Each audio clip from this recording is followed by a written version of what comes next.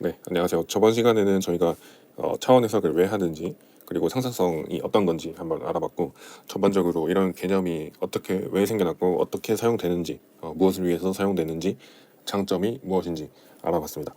네, 이번 시간에는 이걸 좀 더 유체역학에 가져와서 유체역학 버전으로 이야기를 할 건데요.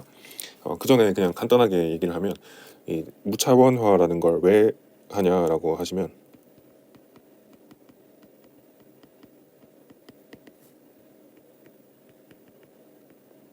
그냥 딱 한 단어로 표현하라고 하면은 저는 스케일링이라고 표현하고 싶습니다.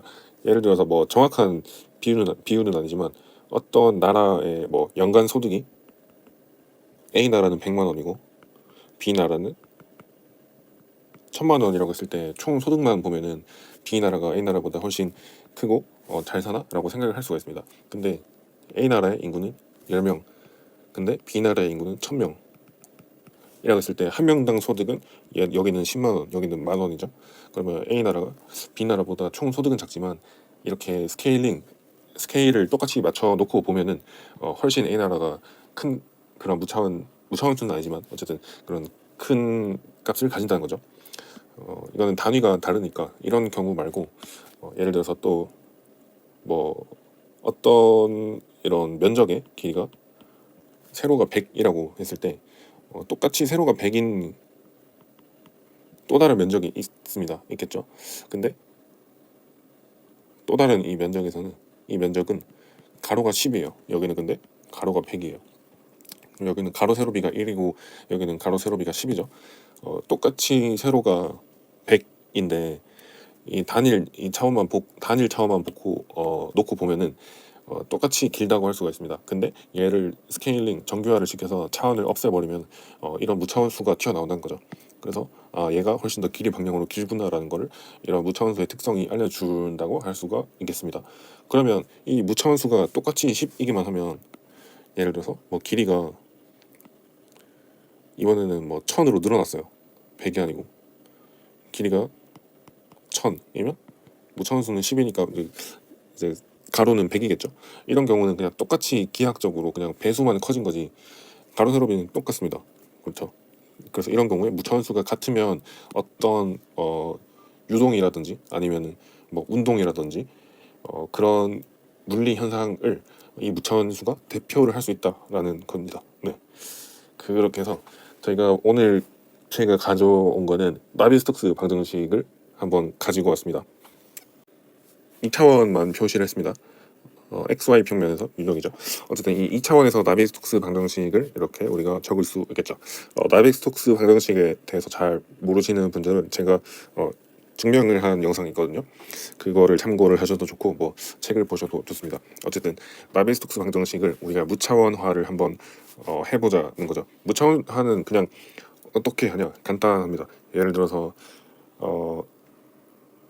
이런 속도는 이렇게 무차원 속도로 나눠주면 결국에 속도분의 속도니까 이런 무차원 변수가 하나 튀어나오겠죠. 차원이 없는 변수. 그리고 x방향의 속도도 했으니까 이번에는 y방향의 속도도 이런 무차원 속도로 나눠주면은 스케일링을 할 수가 있습니다. 그리고 압력은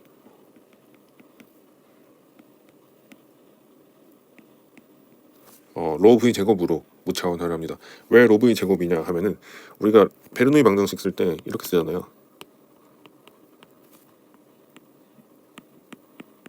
여기서 로 v 제곱 하면은 압력의 단위가 나오거든요. 근데 여기서 나누기 2가 돼 있는데 그냥 그것만 빼고 로 v 제곱이라고 쓴 거죠. 결국에 위에도 압력이고 밑에도 압력이니까 이 새로운 p 스타라는 무차원 변수는 차원이 없는 그런 수가 됩니다. 그러면 또 마찬가지로 x방향의 길이도 x라는 차원이 있는 변수를 길이 차원으로 나눠주면 이런 x 스타라는 무차원 수가 나오겠고요. 또 y도 있겠죠. y도 이렇게 무차원 변수를 우리가 지정을 했습니다. 그러면 결국에 차원이 있는 변수는 이런 무차원 변수 곱하기 속도가 되겠죠. 얘도 마찬가지로 차원에 있는 변수 y방향 속도 v는 v 스타의 v 무한대가 될 거고, 다 마찬가지로 이제 압력은 p 스타의 로 v 무한대 제곱이 될 겁니다. 그리고 x는 x 스타 l, y는 y 스타 l이 되겠죠. 그러면 얘를 이제 1번식과 2번식에 집어넣어 주기만 하면 무차원화가 되는 겁니다. 무슨 말인지 모르시겠으면 제가 하는 걸 보시면 이해가 되실 거예요. 로는 뭐 무차원화 할 게 없으니까 그냥 로라고 씁니다. 이렇게 쓰고, 속도 u죠. 이제 u는 이렇게 되죠.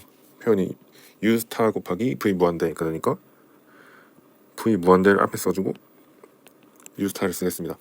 그리고 또 x, 그냥 변수 x, 이 x는 x 스타 그리고 l로 표현되죠. l을 먼저 앞에 쓰고 x 스타를 쓰겠습니다. 마찬가지로 x 방향 속도는 v 무한대 먼저 앞에 써주고 u 스타가 되겠죠. 그러면 뒤에 거는 똑같죠.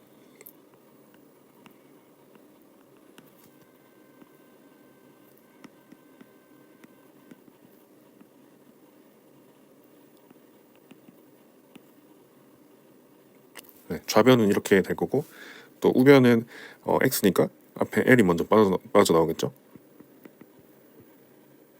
그리고 압력은 로 v 제곱으로 무차원했으니까 로 v 제곱이 앞으로 나오고, 또 뒤에는 p 스타가 될 겁니다.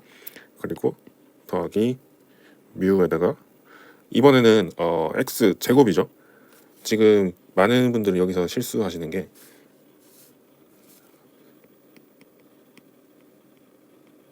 이런 형태거든요.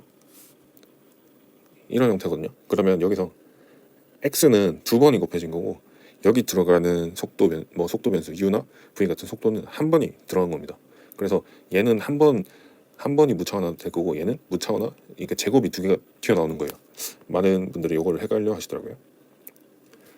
네, 그거를 잘 기억을 하면서 보면 밑에는 x 제곱이 된 거니까 무차원화를 해도 l 제곱이 튀어나오겠죠. 라운드 x 스타의 제곱이 나올 겁니다. 그리고 위에는 속도가 제곱처럼 보이지만 하나거든요, 사실. 그래서 위에는 그냥 v 무한대 하나가 빠져나오고 이렇게 되겠죠. 마찬가지로 뒤에도 그냥 똑같겠죠.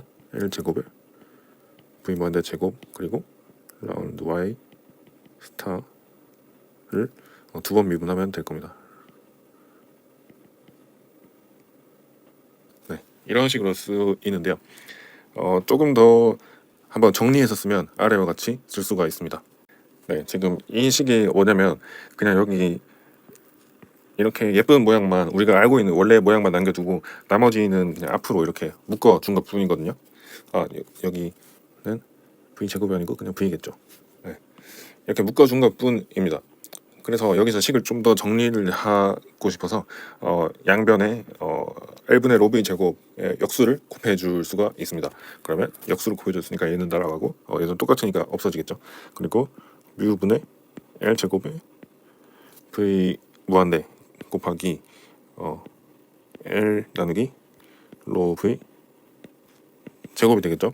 그러면 L 날아가고 v 날아가고, 결론적으로 뮤 나누기 로 v l이 남습니다. 그럼 이거를 다시 쓰면 이제 스타가 공통적으로 전부 다 있잖아요. 그래서 이 스타를 떼고 쓰겠습니다. 생긴 식을 얻을 수가 있는데요. 우리가 이 식을 이렇게 써놓고 보면 여기 앞에는 생긴 게 이렇게 똑같죠. 로만 없을 뿐이고, 똑같고 여기도 똑같고 여기 똑같고 여기 똑같고 여기 똑같은데 여기면 다르죠. 이 말은즉슨 이런 거랑 똑같은 겁니다. 예를 들어서 1차식이라고 했을 때 1차 직선에 이런 식이 있겠죠. 그러면 결국에 앞에 개수가 어떻게 되든 간에 이런 변수의 꼴은 똑같거든요. 이 변수의 꼴은 똑같고 뭔가 더해지는 형태도 똑같고, 여기서 이 말은 이런 꼴로 생기게만 했으면 뭐 어떻게 기울어지고 아니면 뭐 절편이 어디에 가고의 차이는 있겠지만 결국에 생긴 거는 다 직선이라는 거거든요. 뭐 여러 가지 직선이 될 수가 있겠지만 이런 식으로 결국에 모두 직선을 표현하는 그런 꼴이 됩니다. 앞에 개수가 어떻게 됐든 간에. 그러면 이 계수의 역할은 뭐냐? 이 직선의 위치와 기울기를 결정해 주는 거겠죠. 그러면 여기서 x랑 y로 이루어진 이런 선형적인 관계로 묶여져 있는 건 직선의 방정식이고, a와 b는 그거의 위치와 기울기를 결정해 준다라고 우리가 이미 알고 있습니다. 결론적으로 그 말이 뭐냐? a랑 b랑 똑같으면 그 직선은 같은 직선이라는 거겠죠. 여기도 마찬가지로 여기 있는 이 계수가 같으면 이 두 가지 방정식에 이 위에 써왔던 첫 번째 원래의 나비스톡스 방정식, 이 방정식과 이 방정식, 이 나비스톡스 꼴로 생긴 방정식들의 이런 거동은 거의 동일하게 갈 거다라는 그런 결론을 낼 수가 있습니다. 결론적으로 이런 무차원수, 이런 뭔가 특성을 대표하는 무차원수가 나비스톡스 방정식의 무차원 x 방향은 레이놀즈 수가 되는구나 라고 알 수 있는 거죠. 네, 근데 여기서 점성이 위에 있고 밑에가 관성이 있잖아요. 근데 지금 이렇게만 보면 얘가 크면 클수록 이 점성항이 세지는 거거든요. 근데 레이놀즈가 처음에 레이놀즈 수를 만들 때는 정의를 이렇게 했습니다. 이렇게 무차원화 했을 때 나오는 결론과는 분모 분자가 반대로 정의를 했죠. 그래서 레이놀즈 수가 높으면은 점성이 약해지는 거고, 레이놀즈 수가 낮은 유동에서는 점성이 세지는 그런 유동이 되는 겁니다. 그리고 우리가 여기서 좀 더 물리적인 의미를 뽑아낼 수가 있는데요. 보시면은 속도항이 지금 이 점성에 어디에 있는지 우리가 한번 볼 필요가 있습니다. 지금 속도항이 점성의 밑에 분모에 곱해지거든요. 그 말은 어떤 물체가 어떤 도메인에서 이렇게 움직일 때 속도가 빠른 게 있고 느린 게 있을 수가 있겠죠. 예를 들어서 뭐 물속에 잠긴 잠수함이라고 해보겠습니다. 뭐 잠수함 같은 게 뭐 비행기가 될 수도 있겠죠. 근데 어쨌든 잠수함 같은 게 이렇게 속도로 어떤 V로 간다 치면 이 속도가 느리면 느릴수록 점성의 용량이 커진다라는 거죠. 속도가 느리면 느릴수록 전체적인 점성항은 도미넌트하게 될 겁니다. 그 말인즉슨 이 점성은 표면에 작용하는 그런 물체, 그 움직이는 물체와 그 도메인 유체 사이의 상호작용이잖아요. 표면은 작용하는 힘이기 때문에 속도가 느려서 충분히 점성의 영향이 받을 시간이 확보가 되어야 그런 유동에서 점성을 중요하게 봐야 한다라는 거겠죠. 아니면 그러면 이제 속도가 굉장히 빠른 그런 유동에서는 점성항은 크게 신경을 쓰지 않아도 된다고 우리가 생각해 볼 수도 있습니다. 그리고 또 교과서에 가장 많이 나오는 얘기는 레이놀즈 수가 낮은 유동은 측류 유동이죠. 측류 유동이 뭐냐면 이게 수도꼭지 같은 거를 조금씩 천천히 열었을 때는 이 물줄기가 굉장히 투명하게 나옵니다. 투명하게, 그리고 이렇게 옆으로 퍼지지도 않고 일자로 이렇게 층층이 떨어지는 그런 형상을 보인다고 해서 이제 측류라고 하고요. 레이놀즈 수가 커지면 커질수록, 그러니까 수도꼭지를 많이 열어서 이 속도가 점점 빨라지면 빨라질수록 점성보다는 이제 관성력이 더 커지거든요. 이때는 이게 예쁘게 층층이 내려오는 게 아니고 이렇게 막 퍼지면서 이게, 그리고 더 이상 이 물줄기도 투명하지 않고 굉장히 하얀색 거품 같은 게 많이 보이죠. 이게 다 난류 성분 때문에 이렇게 보이는 거거든요. 이렇게 유동이 많이 교란되면서 이럴 때는 난류 유동이 됩니다. 결론적으로 레이놀즈 수는 유동이 있을 때 점성이 중요하냐, 관성이 중요하냐, 점성이 지배적이냐, 관성이 지배적이냐의 결정을 할 수 있는 그런 대표적인 무차원수가 되겠다라는 거죠. 네, 설명을 하다 보니까 조금 길어져서 프로이드 수는 다음 시간에 하겠습니다. 근데 한번 그냥 간단하게 스포만 하자면, 그냥 얘를 이 두 번째 y 방향의 식을 하면은 여기는 중력항이 있죠. 지금 이렇게 있으니까 x 방향, y 방향. 지금 x 방향으로는 중력이 작용 안 하고 중력이 y 방향으로만 작용한다고 가정하고 쓴 거거든요. 그래서 이 두 가지 식의 차이점이 요거겠죠. 그러면 여기서도 뭔가 중력과 관련된 무차원수가 나오는데 그게 바로 프로이드 수입니다. 네, 영상 끝까지 봐주셔서 정말 감사드리고요. 네, 도움이 되셨으면 구독이랑 좋아요랑 댓글 남겨주시면 제가 다른 영상을 만드는데도 더 힘이 될 것 같습니다. 네, 감사합니다.